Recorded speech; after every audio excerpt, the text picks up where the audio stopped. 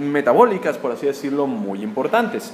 ¿Dónde se encuentra situado? Se encuentra situado precisamente en la región superolateral izquierda de nuestro abdomen, o por así decirlo, si lo dividimos de esta forma en el cuadrante superior izquierdo, o si lo dividimos por las regiones, las 9 regiones que habíamos visto previamente, en el hipocondrio del lado izquierdo. Este órgano se considera el mayor órgano linfático. Interviene evidentemente en la maduración de células linfáticas o células de defensa, y se considera el mayor órgano linfático no porque funcionalmente sea donde maduran estas células en forma más importante, sino porque se considera precisamente el de mayor tamaño. Es el sitio donde proliferan linfocitos, específicamente linfocitos tipo B, llamados linfocitos B precisamente por su relación con este órgano. Este órgano, además, tiene actividad muy importante en la regulación de la población de eritrocitos, de glóbulos rojos en la sangre. Es en este sitio donde los eritrocitos se metabolizan para degenerarse y eventualmente poder formar más eritrocitos o más glóbulos rojos, de tal manera que es un órgano con un gran reservorio de sangre. Precisamente en su centro pulposo vamos a encontrar una gran cantidad de volumen sanguíneo. La sangre pasa por este órgano para cumplir con este metabolismo de los glóbulos rojos. Sin embargo, aunque es un órgano con una gran cantidad de sangre, no se considera un órgano vital. De tal manera que este órgano puede ser en un momento dado expulsado, retirado quirúrgicamente, extirpado quirúrgicamente, y ustedes van a poder seguir viviendo sin él, sin ningún problema. ¿De acuerdo? Vamos a mencionar por qué es un órgano, como lo comentábamos en diapositivas pasadas, importante en relación al trauma que pueda darse en él. ¿Qué puede suceder si ustedes en un momento dado, al manejar alcoholizados, insisto, se brincan el torito, si ustedes quieren, salen del bar el fin de semana, van manejando, no tienen además el cinturón de seguridad, tienen algún accidente automovilístico, se impactan contra el volante de su auto, por así decirlo, y tienen mayor impacto sobre su costado izquierdo? Pueden llegar a tener una fractura costal, una fractura de la parrilla costal. Las costillas, por ende, pueden llegar a lesionar, por ejemplo, a los pulmones, como ya lo habíamos platicado. Sin embargo, también pueden llegar a lesionar al vaso y sufrir ustedes de una ruptura esplénica o trauma esplénico. ¿A qué se le llama ruptura o por qué le decimos ruptura esplénica? Porque el nombre en inglés de este vaso se escribe de esta forma, spleen. Por eso se le llama ruptura o trauma esplénico. ¿Qué pudiera suceder si en un momento dado ustedes lesionan este órgano? ¿De qué quedamos que estaba lleno? ¿Qué tenía en gran cantidad? Sangre, precisamente. Entonces, si hay sangrado, si hay una lesión de esta ruptura esplénica, o una ruptura o trauma esplénico, puede darse precisamente un sangrado o una hemorragia interna en la cavidad abdominal muy importante. ¿Qué sucede si hay una ruptura esplénica, un trauma, y hay sangrado en la cavidad abdominal? ¿Esa sangre dónde debería de estar? En todos sus vasos, arterias y venas. Les comentaba a los de la clase pasada que imagínense ustedes que una ruptura esplénica es como si se les rompiera, por así decirlo, o tuvieran una ruptura el tinaco de su casa. ¿Qué va a suceder? Todo el agua que está en el tinaco se va a fugar hacia una cavidad, la azotea, por así decirlo. ¿Dónde debería de ir esa agua? Pues en todas las tuberías, para que se pueda distribuir a toda su casa. Si en un momento dado ustedes tienen una ruptura esplénica y hay sangrado, una hemorragia interna, esa sangre no va a llegar a los demás órganos a través de estos vasos. A esto se le va a llamar shock hipovolémico o choque hipovolémico. Disminuye el volumen de sangre que hay dentro de los vasos que debe de ser distribuido hacia los demás órganos, lo cual va a considerarse una lesión que puede poner en riesgo efectivamente a su vida. ¿Qué sucede si ustedes retiran el vaso por alguna enfermedad autoinmune? Platicábamos en la clase pasada algo que se llama púrpura trombocitopénica idiopática, por ejemplo. ¿Qué sucede si ustedes retiran el vaso? Absolutamente nada. No va a haber problema. La sangre que hay dentro del vaso, pues evidentemente tendrá que encontrarse dentro del volumen sanguíneo. Son pacientes que probablemente durante el procedimiento requerirán de cierta transfusión sanguínea o algo por el estilo, pero ustedes pueden vivir sin su vaso.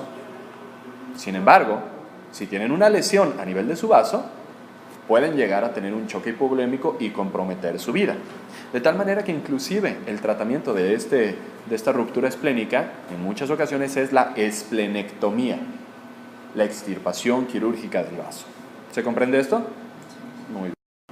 Ok, las relaciones anatómicas que vamos a encontrar en el vaso es que en este corte sagital, como ustedes podrán observar, aquí específicamente tenemos al vaso.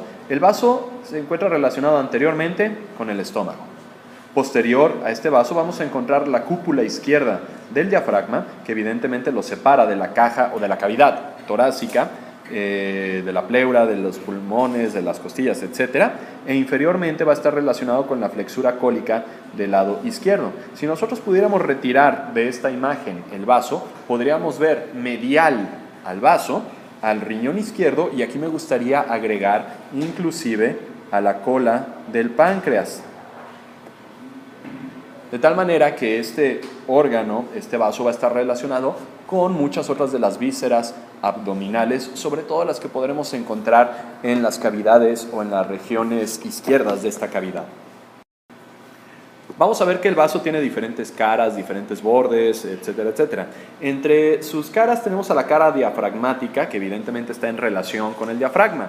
Esta es una cara con forma convexa y que tiene una estrecha relación con las costillas que podemos encontrar aquí del lado izquierdo.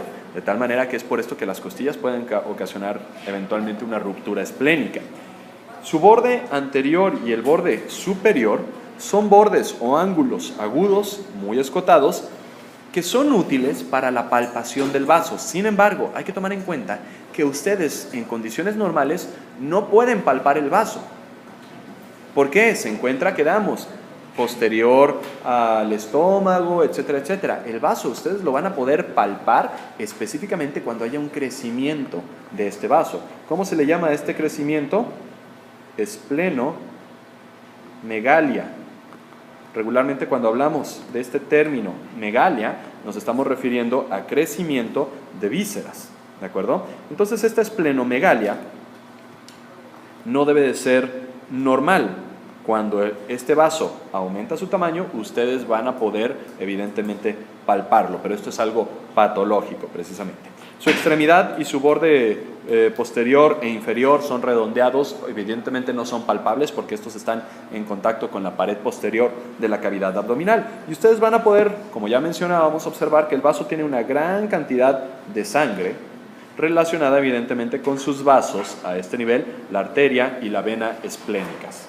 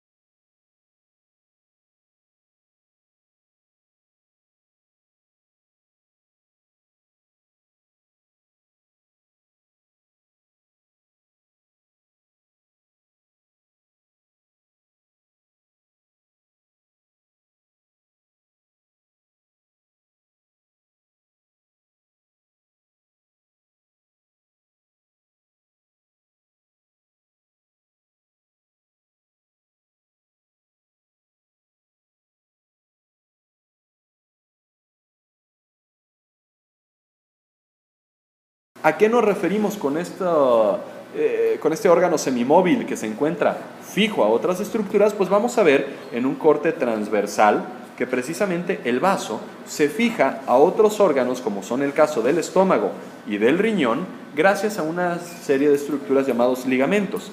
Un ligamento que va del estómago al vaso llamado ligamento gastroesplénico.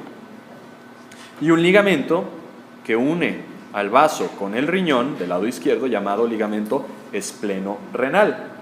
Estos dos ligamentos se encuentran unidos a la región del ilio de este vaso y van a contener a los vasos esplénicos.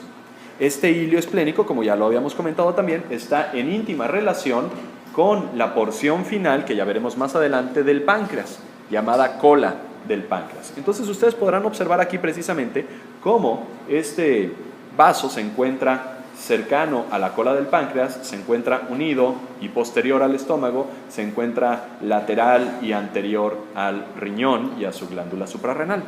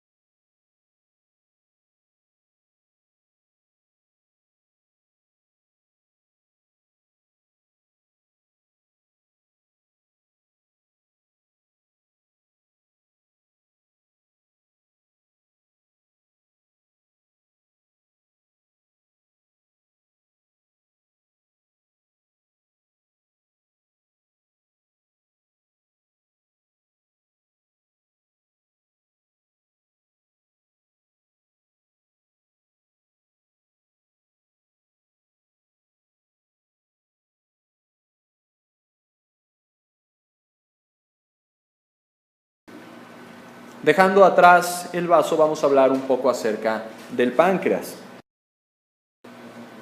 El páncreas es una glándula o es un órgano glandular accesoria del tubo digestivo que tiene una función mixta.